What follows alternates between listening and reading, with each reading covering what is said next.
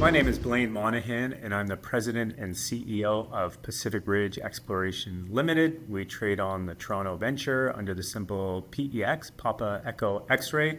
We are focused on copper, specifically copper in BC. We own or control 5 copper gold porphyry projects. Blaine, good to see you again, sir. It's been a while. How have you been? Life good? I've been doing fantastic. Thank you for asking. How have you been? Busy, busy. I'm Good. getting into this copper game like you. What Yeah. fun! What Yeah. fun! Hard work. Absolutely. Who knew? Yes. Look, well, let's talk about this. Let's have a little sort of catch up in terms of what the focus is, because I think last time we spoke, you were, I guess in a reaction to the marketplace, looking at things maybe outside of BC, looking down at projects in the US, and it's been a sort of interesting marketplace. So how has that landscape looked for you over the past couple of years? Yeah, well, it's been evolving. So I would say for Pacific Ridge Exploration, we shifted to copper in 2020 with the acquisition of Clayul, and that was the beginning of our focus of copper in BC. And since that time, we acquired 5 copper gold porphyry projects in BC. Last year, after our drill program at Chuchi, we started thinking that, perhaps it was time to think about making some additional acquisitions, some additional copper acquisitions. And the thought was, if we were going to do that, perhaps we should look at other jurisdictions other than BC, because all of our projects are already located in BC. We thought it made sense to look in the US, the Southwest US in particular. I mean, that is one of the world's largest copper mining districts. And we thought about doing that because it really would help reduce some of the risks or limitations that do exist with our projects in BC. One is seasonality, one is infrastructure. So we did strike a deal. We struck a deal to acquire 100% interest in 4 early stage copper projects in the US. But frankly, Matt, there wasn't a lot of interest. We announced a $2.4 million financing. There wasn't much uptake. And then all of a sudden, Donald Trump had his tariff tantrum, and the markets just shut down. But the silver lining with that tantrum was that David Eby, our premier of BC, became a huge proponent of critical minerals in BC. And then just up the road, Waymark made a brand new discovery at Joy, returned similar numbers as to what we had at our RDP project. So we decided, well, listen, let's not move forward with these U.S. acquisitions, and let's refocus on RDP. And that strategy's worked out. We just closed an oversubscribed financing, and we just joined the Fiore Group. So there's been a lot of change, but we have some strong positive momentum at our back at the present time. Okay, well, let's talk about a couple of those things. Obviously, Fiore Group, Mr. Giustra's vehicle, and raising capital. Were those things related, or were they separate? Absolutely. So, and that's what I think I found most gratifying over this past year, where it's been really, really hard to access capital in the market. And you begin to question and wonder if your projects are as good as you think you are. And that was really validation. It was that, yes, they are. And you had this strong mining group, one of the strongest mining groups around, recognize that value, want to get involved in the company, and help get that capital for you to move forward. Right. Okay. So you better tell us about the Fiore Group. It was a little bit more than Mr. Giustra's. You got Rob McLeod and Ryan Waymark there. What are they doing for you? How are they involved? Yeah, so a part of our agreement with Fiore is the appointment of those 2 strategic advisors. You may have a third one join, and also appointing some directors to our board. So we do have an AGM coming up at the end of the month. So there will be 2 Fiore-related nominees joining our board, which is great. So when you think about Fiore Group, I mean, you have approximately a half dozen companies operating under the banner. I think the most important thing about being a part of one of these groups is the access to capital, access to a number of different industry professionals. But when we think about Rob and Ryan in particular becoming our advisors, they're going to be focused on evaluating opportunities for us to continue to grow. I don't think that, they were very interested in our company, very interested in our projects, but also want to see Pacific Ridge grow. So I think that will be a part of our future, looking at various opportunities that might make sense for us to from an M&A perspective to keep growing bigger as a company. Well, let's be clear about that. So, obviously, they can do M&A on their own, and they've got access to capital markets, given the names involved. But what was the sell from you to them, or what was the actual interest that they had in your portfolio? What were they looking at that they saw potential with? Yeah, that's a really good question, Matt. And it's Cliole. So although we have raised money for RDP, really Cliole still is the flagship. I mean, we've spent more than $14 million there since 2021. We've completed more than 19,000 meters of drilling. And that's what really interested them when they first looked at Pacific Ridge, was going, okay, well, listen, you've got this great portfolio of projects. Cliole has been your focus. We'll crunch our own numbers. And I remember telling you years ago, the minimum target we're looking for is a minimum 250 million tons. I think the numbers that they've crunched and our own internal numbers show that we are in excess of that and getting no value for it. So I think that's really what piqued their curiosity and interest initially. And I think you'll see us move forward this year with launching an inaugural resource for Cliole. Right. Okay. And we'll come back to RDP in a second. But with Cliole, remind us of some of the numbers. Okay, if you put out a resource and it's 200 plus 250, whatever it ends up being.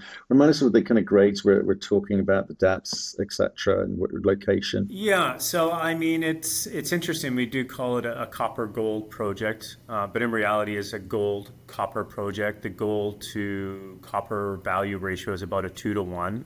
So one of your highlight holes might be, approximately in excess of 300 meters of about a 0.8 copper equivalent. That's kind of one of your better holes, with mineralization starting at surface. But in our last drill program, we intersected the deepest mineralized interval ever at about 600 meters in depth, and it remains open in every direction. And the ZTEM survey we completed last year demonstrates to us that perhaps so far we've only been drilling one small part of the system, and that perhaps the majority of it remains hidden and untested to the north. So there's a lot more work that has to get done at Cliole, just within the Cliole main zone. And then, of course, there's a number of other targets that have only seen one hole or no hole. So Cliole has got a lot of room to grow, a lot of room to get bigger, not only at the Cliole main zone, but a number of other targets that have seen little or no drilling. Right. Okay.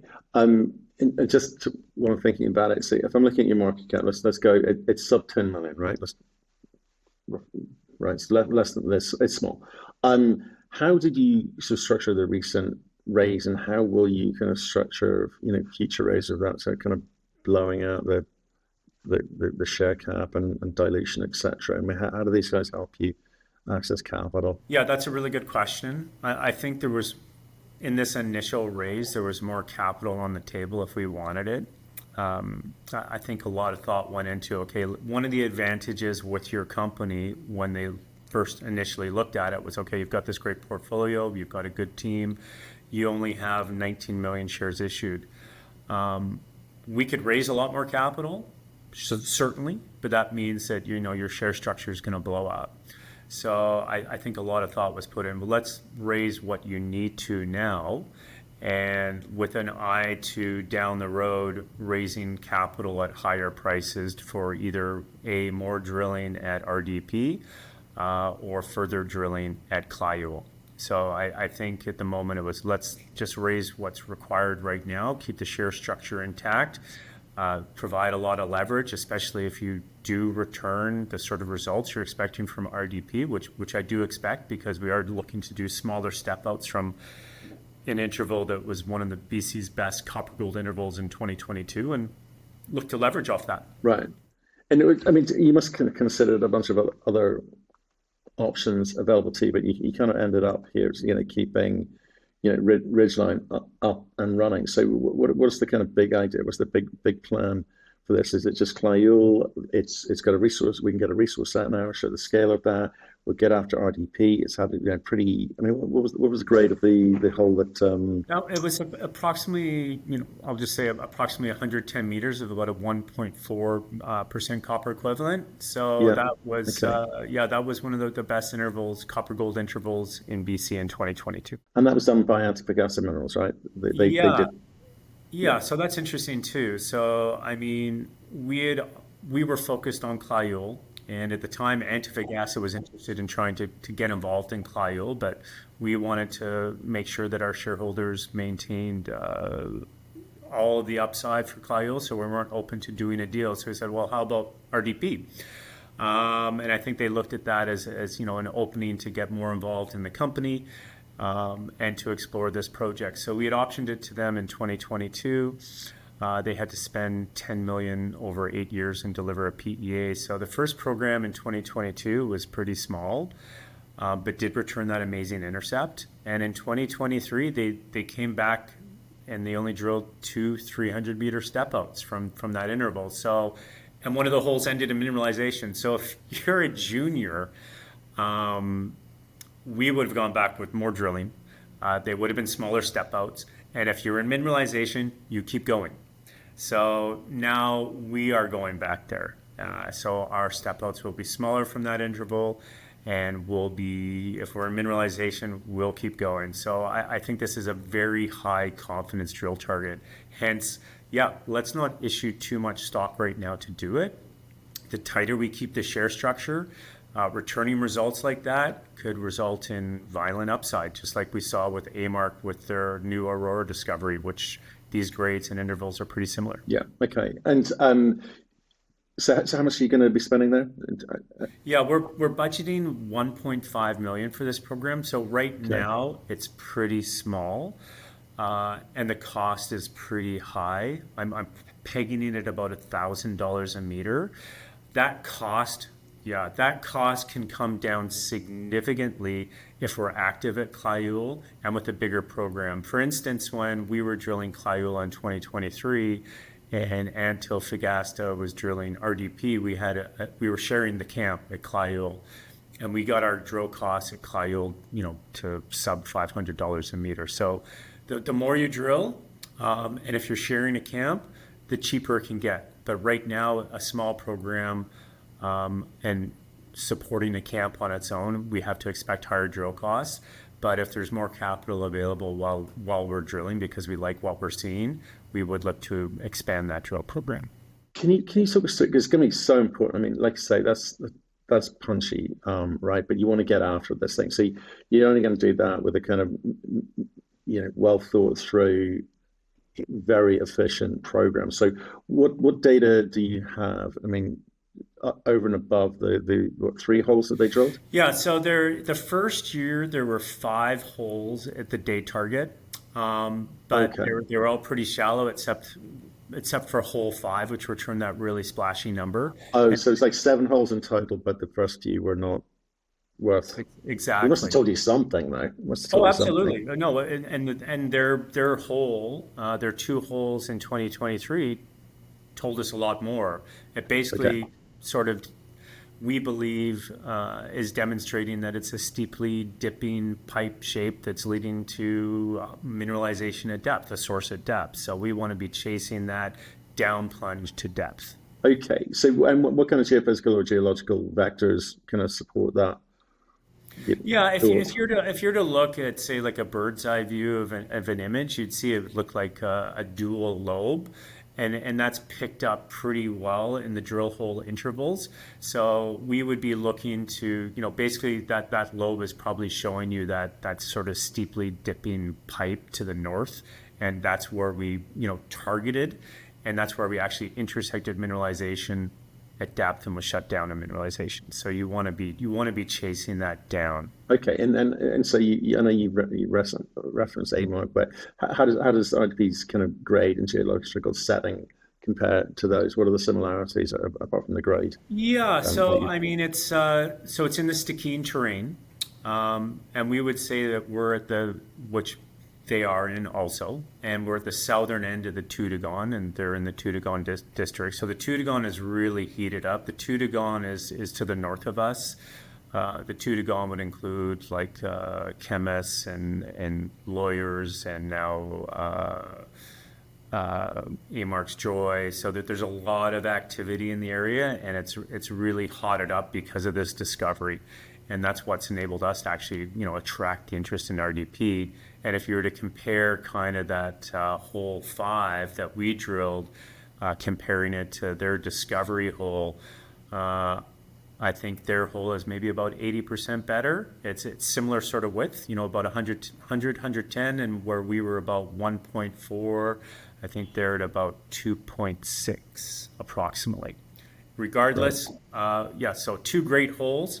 Theirs is better, but not by a huge amount better as far as looking at their current market cap. Right, and obviously you're right. You talk about Clio being near, with near-term resource and potentially sizable as well. Does that relationship with Fiore change the way that you need to work? Obviously, having to find a partner at RDP previously, JV partner previously, that suited the market needs. In fact, that cash was hard to come out with Fiore. Does that mean you can sort of hang on to RDP for longer or permanently, or how do you approach it now with these guys? Well, we're fortunate, and my lights just shut off on me because I haven't been moving. You need So some I'm gonna wave move. your arms with I'm gonna wave excitement. my arms. We won't do this as There we go. promotional arm waving. It's just It's this just big. good.